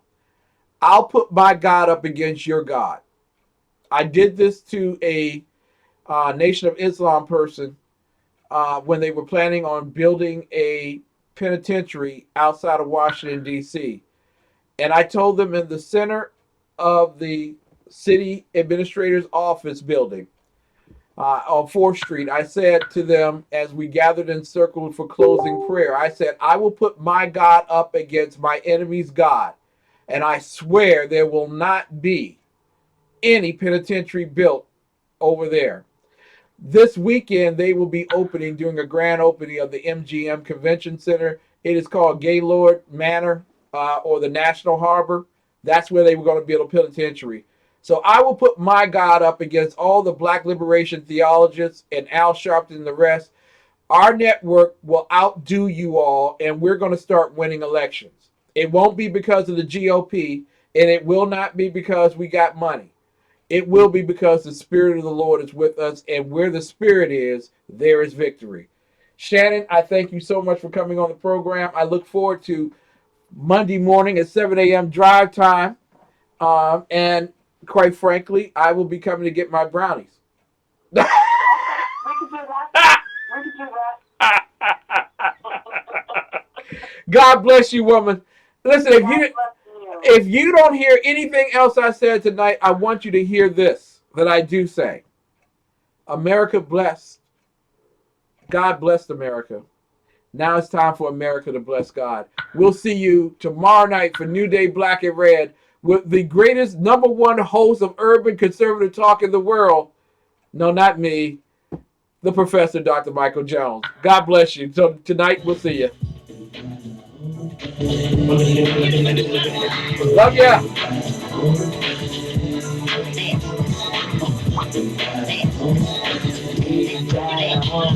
Sackheads Radio coming up.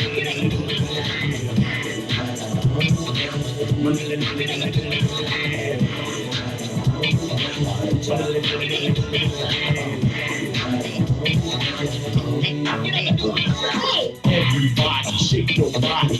We don't feel, we chill at a particle food that's sensual, three-dimensional, unquestionable, beloved, professional. Got a category, my own, and I'm the president. Don't be alarmed, but I'm sewing up the resident. With my particular style particular, extracurricular, smoother and trickier. Throwing the lyrics like a throw blackjack.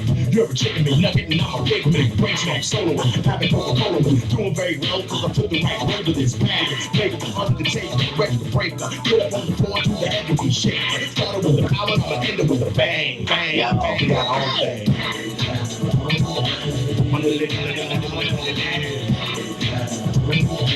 My